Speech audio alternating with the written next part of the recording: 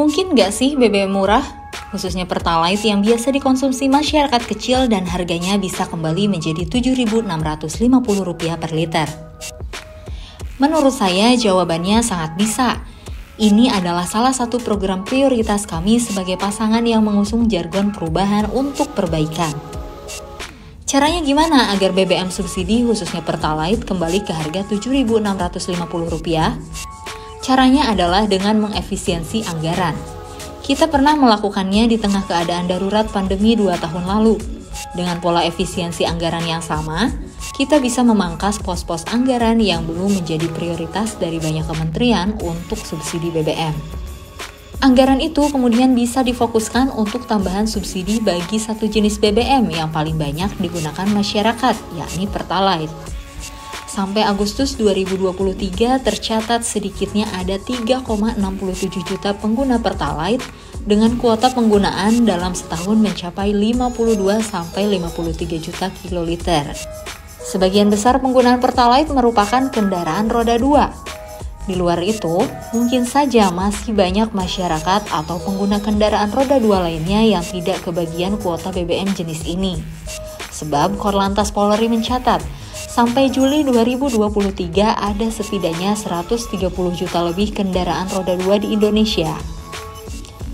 Dengan harga keekonomian Pertalite yang kini berada di kisaran Rp10.000 per liter, kita hanya perlu menambah subsidi Rp2.350 per liter lagi.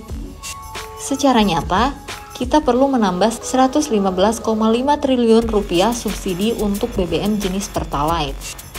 Total kita mungkin akan membutuhkan Rp617,9 triliun untuk subsidi dan kompensasi energi. Pertanyaannya, apakah kita mampu? Mampu, lebih dari mampu.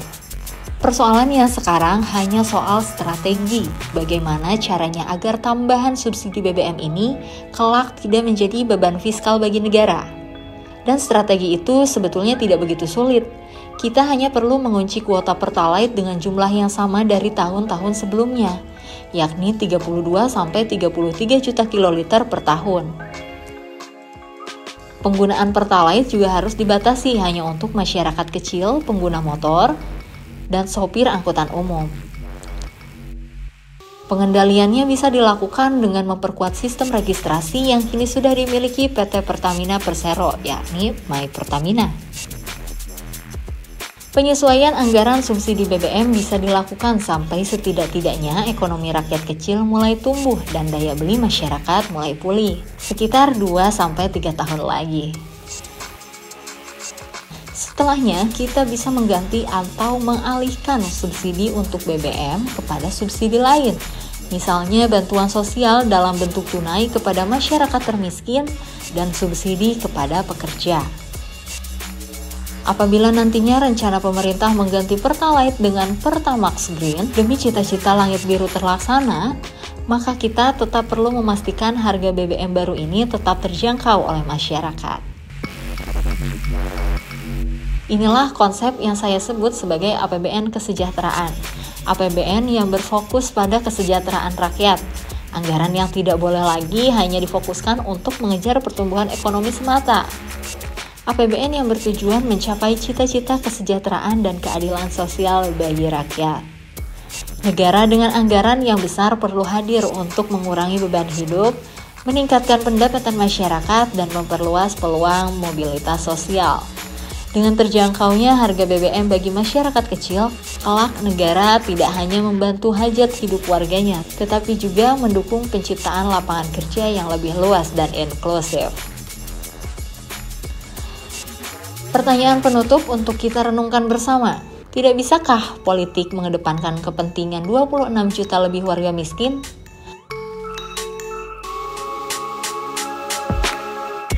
Mereka berharap politik menjadi sarana mendistribusikan lebih adil sumber daya energi melalui kebijakan publik yang nyata hadir mewakili perwujudan keadilan sosial sebagaimana amanat sila kelima Pancasila dan Undang-Undang Dasar Pasal 33.